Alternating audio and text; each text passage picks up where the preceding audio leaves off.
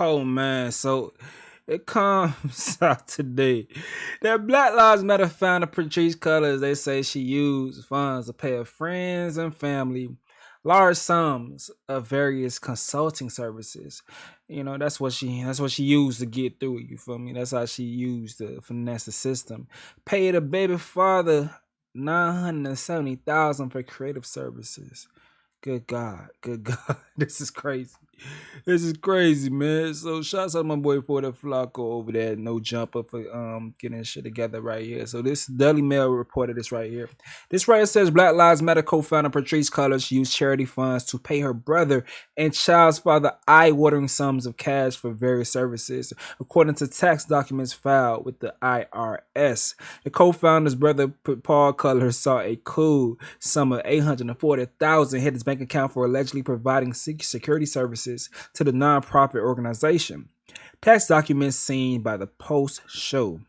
Meanwhile, the organization paid a company owned by Damon Turner, with whom Cullors shares a child, almost $970,000 to help produce live events as well as other creative services. On top of the controversy, Black Lives Matter wrapped up its fiscal year, which runs from July 1st, 2020 to June 30, 2021, with a stunning $42 million in net assets. So, amen. It is what it is. And she has left her position as the Black Lives Matter leader. So she's not even really working with them anymore. So, she done did her damage and she gone. She done put some money into people's pockets. There's also on Daily Mail, they said that her brother started a clothing company, and she donated $86,000 to that company like a month after it came out from one of her nonprofit organizations. Her people, they lace their pockets up. They good. I wonder how those victims that actually were victims of police brutality, I wonder how their families are doing. That's what I wonder. How's Mike Brown families doing? Does Mike Brown have a uncle that has a security service, a cousin or something that you could help them out for that family? You feel me? Like, do they have that? Tamir Rice have some family members that could help produce live events? All right, could you have put these people's families in those positions to get those large some money? Could you have employed them? You feel me? But nah, she had to make sure people got it right. And I get it. And she gone. She got it, she gone. She spoke to Jason Lee the other day. I'm gonna check out this right here before I sign out the video. I haven't seen this. I started watching a quick little second, but I wanted to watch it with you guys. So let's see what they're talking about on this shit right here. Here suggesting you should have become rich from the movement. No, of course. I'm saying that you deserved to be paid to lead an organization. I agree with you. Okay, so then you decide I'm walking away and you left it. I did. So are you involved at all? No. I mean, from 2021, May. It's 1 year. It's the anniversary. Yeah. I left and I'm not involved at all. I mean, the BLM 990s are going to be coming out in about a week and a half. And so I'm on the 990. So I'm talking to the team about it, but I'm not involved in the decision making. I'm not involved in the day to day. And you don't miss it? Do you miss it? No, I don't miss it. Are you proud of what you created? Yes, I'm very proud. Mm-hmm. I'm very, very proud. And I also, as someone who started several organizations, both for-profit and nonprofit, I don't believe that the work, especially inside the movement space, should be led by one person forever. I think there should be leadership changes, just like there is around presidents of a country. And something as big as BLM, it's important that leadership shifts. I really am proud of the work that BLM Grassroots is doing with Melina Abdullah and the team that's on the ground. And I think that that kind of work is really necessary. But I'm also more than an activist. I'm an artist, I'm an educator, I'm an author. And that kind of work, being inside of BLM the way that I was, it's all consuming. And it's hard to be able to do other things that I want to be doing with my life. But when you started as an organization in 2000, was it 20 or 15? We became It's like she got her money. She's straight now, so she can really dive into those things and be creative. Like, come on now. Formal nonprofit, like where the money went into the nonprofit's bank account in 2020. But do you at least still own it? No. With So you took nonprofits, your we name don't off know. all the paperwork? Yes. Oh, I'm so disappointed. That's the only criticism I have of you. Tell me why. I want to hear your thoughts on this. Because it's not easy. Yeah. Like, this is like, I worked at a union for 11 years, and I mean, like, I got up every morning 6 a.m. and went to bed falling asleep doing work, fighting on arbitration panels, organizing, leading bargaining tables, creating coalitions, like messaging, flyers, carrying flyers, delivering flyers, phone calls, all hours of the night, holidays. Nobody cares about you as a person at that point. I was just an organizer. I wasn't the leader of it. Yeah. To then not reap the benefit, because there should be a benefit of doing that type of work, that selfless work and that thankless work, and then succumbing to the pressure of it and then just walking away. There's a documentary here and you should profit from that. I would be putting together a documentary on it, because I'm sitting here not just interviewing you as a Black person who bought into the movement, believe in the movement, still believe in the movement, and believe in you.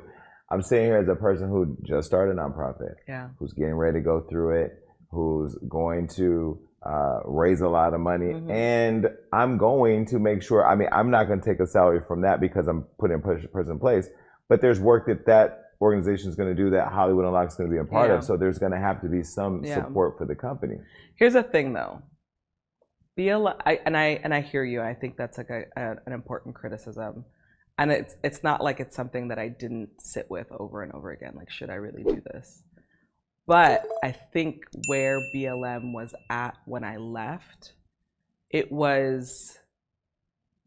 was not in a place I was not fit mentally and emotionally to lead. And I think we've seen leaders stay in a place because they feel obligated to it, and they're not fit to lead, and grave decisions get made. I was not. Okay, at least she's admitting to like not being fit to lead, and that she made some mistakes. I think that we all can agree that she made a lot of mistakes. Now, this is the thing about it. It's the transparency that we have an issue with, Jason.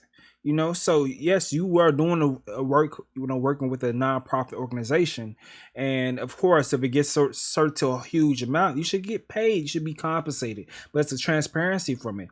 It was a situation when she was having an interview, and she said that she never got paid, but only got paid a $120,000 consultant fee. And it's like, yo, is you working? You should get paid, but why say you're not working for free? Like, it makes no sense. Just admit to it and be transparent. Yes, you should get some type of money if you're doing X amount of work. Yes, you should have. You should be comfortable, but it's like we don't know what's all going on with that cash, and things that the decision that you did make with is kind of questionable. So now you are getting the eyes looked at you. It's like you got all these things going. You're making these questionable decisions with the cash, but when it comes to where we think the money should be going, it's like nah. But let's keep listening for a little bit longer. I may not watch all of this though. Not well mentally. I was in a very, very, very, very bad place. And I think that it was a responsible decision to step away. Question could have been like, well, you could have took a sabbatical and came back. Gone to the board. But there was no board yet. Oh, so there was nowhere else to go? No. So when we finally started in 2020, just, it's important for the record, I was the single board member, and we were building everything out. We were like, okay, we had our strategy plan. We had all these things in place, and then the attacks came. My biggest criticism for us, and me included, is like, we should have known we were going to be attacked. Yeah. But when you're new and you're building something, like, you don't know, I didn't know building Hollywood Unlocked, all the pitfalls out. That's why I'm coming out with courses. Of course. To show people, But I think not knowing we were going to be attacked at the rate we were attacked, I was at a cyber. I'm doing a lot of digital civil rights stuff now because of everything that happened to me, and Meghan Markle was at the event with me, and she was talking about how she didn't know that she was going to be at the center of attacks. And I think something like at the height of her being attacked, the Daily Mail was doing 30 articles a day on her, which is like more hours in a day, she said.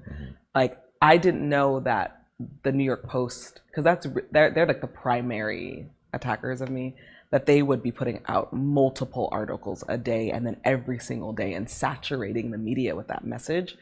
And I wish we would have known, because we could have put more in place, because then maybe I would have stayed. But there wasn't enough in place to make sure that my mental health and my physical safety like could withstand what happened. Is there a board there now?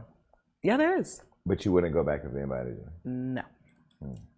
All right, I'm gonna stop it right there, man. I think all this could have been avoided with more transparency, and yeah, you know, and being not being disingenuous. You feel me? I think a lot of this could have been avoided. I can't feel sorry for her because we just ain't gonna do that. It's some people that really needs to be feel sorry for, because she still is sitting pretty in her, you know, in a good house. The people still got that cash. They good. She's going. She done ran off on the plug twice. You feel me? She good to go. But let me know what you guys think about this in the comment section below. I'm going to get up out of here though. Go watch the Western Conference. I'm in the Eastern Conference Finals. None of my teams are in it, but so I'm guess I'm root for the home team. Go Heat. I'm out, man.